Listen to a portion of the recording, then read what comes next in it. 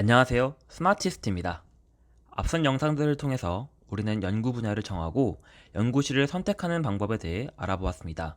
이번 영상에서는 선택한 연구실의 교수님들에게 컨택하는 방법에 대해 다뤄보겠습니다.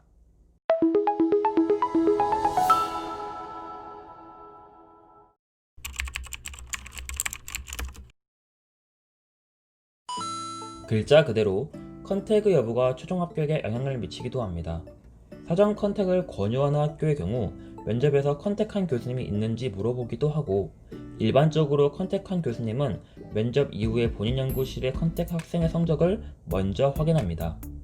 이건 제가 직접 경험한 건데, 면접 다음 날에 컨택을 했던 교수님으로부터 전화가 왔습니다. 교수님께서는 저의 면접 성적이 커트라인에 걸쳐 있어 합격을 장담할 수 없다고 하시면서 저의 현재 상황에 대해 물어보셨습니다.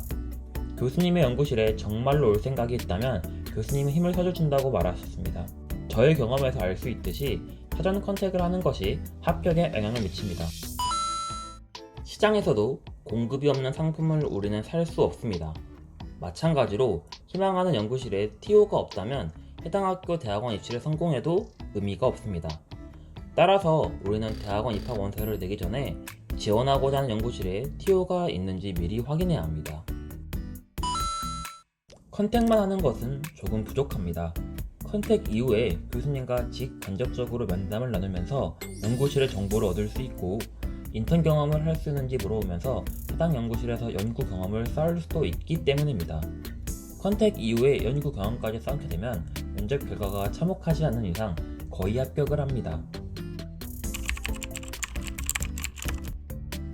카이스트와 같이 합격 이후에 컨택을 해야 하는 학교를 제외하고는 대학원 입학 원서를 쓰기 전에 컨택을 해야 하는 경우가 많습니다. 많은 경우에 3학년 1학기까지는 전공학습에 치중하면서 연구 분야 및 연구 주제를 결정하고, 3학년 2학기에서 4학년 1학기 사이에 컨택 메일을 보내는데, 인턴 경험을 할 계획이 있으시다면 학기가 끝나기 2개월 전인 4월이나 10월 부근에 컨택을 시도하는 것이 좋습니다. 물론 본인의 연구 분야가 빠르게 잘 정해졌다면 3학년 1학기 또는 더 이르게 컨택을 시도하는 것도 좋으나, 연구 분야에 대한 충분한 지식이 없는 상태에서 섣부르게 컨택 후 면담을 진행하다가 연구 분야에 대해 잘 모르고 있다는 이미지만 만들 수 있으니 충분히 학습을 하신 뒤에 늦지 않게 컨택을 하시는 걸 추천드립니다. 일반적인 회사에 지원을 할 때도 이력서와 자기소개서를 씁니다. 연구원들에게는 이력서와 유사한 CV라는 게 있는데, 이는 커리큘럼 비테라는 라틴어로서 영어로 번역하면 커스 오브 라이프로 영어로 쓰는 연구 경력 소개서입니다.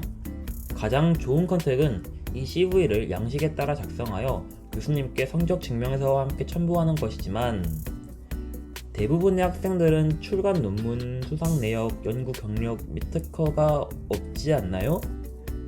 저도 없는데. 따라서 본인의 연구 경력이 화려한 것이 아니라면 굳이 CV를 쓸 필요는 없다고 생각합니다. 빈칸만 가득한 CV를 보내는 것은 오히려 역효과를 낼 수 있지 않을까요?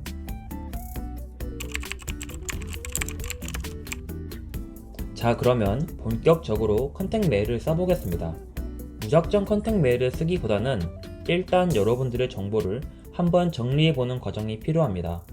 먼저 학부, 학년, 학점, 그리고 가능하다면 석사까지를 확인하시고 관심 있는 연구 분야 및 연구 주제를 써봅니다.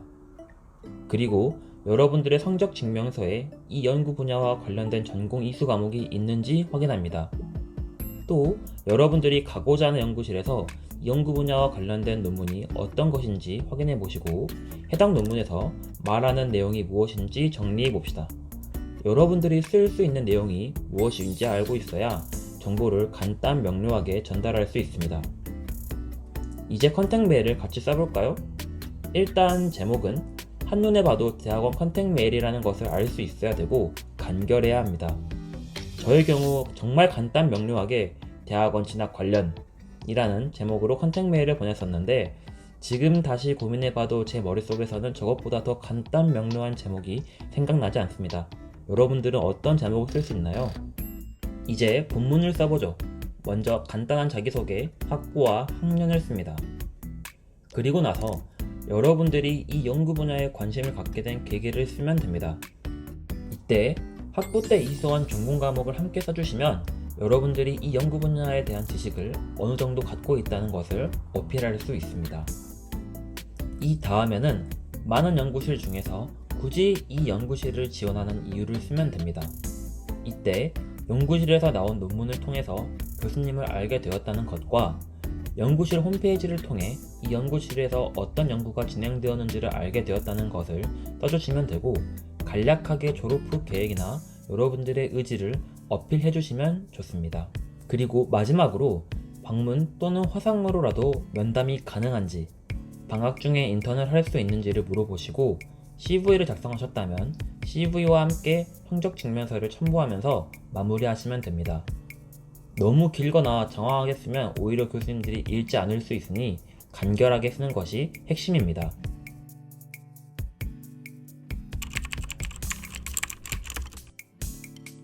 일반적으로 컨택을 시도하는 방법이 메일을 통해서 하는 것이지만, 컨택 메일보다 더 좋은 방법은 오픈랩 행사 또는 대학원 입시 설명회에 참여하는 것입니다.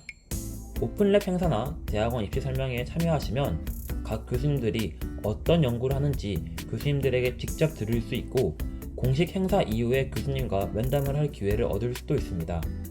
컨택 메일을 보내는 목적이 TO를 확인하고 교수님과 면담을 하기 위해서인데, 이 방법을 통해서는 바로 면담을 할 수 있고 여러분들이 연구실에 관심을 갖고 있다는 것을 더 적극적으로 어필할 수 있습니다.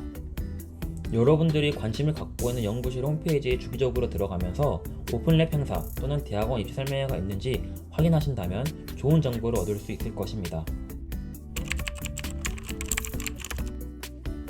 컨택 메일을 보낸 후 여러분들이 가져야 할 자세는 믿져야 본전이라는 것입니다. 여러분들이 열심히 쓰신 메일에 답장이 안 오는 것은 안타까운 일이지만 3일에서 일주일 정도 기다리시고 답장이 오지 않는다면 빠르게 다른 연구실로 컨택을 시도하는 것이 좋습니다. 하지만 여러분들이 정말 가고 싶은 연구실이라면 혹시라도 교수님들이 못 보신 것일 수도 있으니 한 달에서 두 달이 지난 뒤에 다시 리마인드 메일을 보내는 것을 추천드립니다. 저 또한 현재 저의 연구실의 교수님에게 첫 번째 메일을 보냈을 때 익십을 당했습니다만, 시간이 지난 후에 좀 더 내용을 갖춰서 메일을 보내고 교수님과 연락이 되었습니다. 너무 상심하지 마시고 계속 시도해보는 것이 중요합니다. 이번 영상에서는 컨택에 대해서 다뤄보았습니다. 많은 분들이 이 과정 속에서 처음으로 교수님께 연락을 드리는 것이다 보니 걱정이 많으시고 두려워하시는 것을 압니다. 하지만 우리는 발전하고 앞으로 나가기 위해서 항상 시도해야 합니다.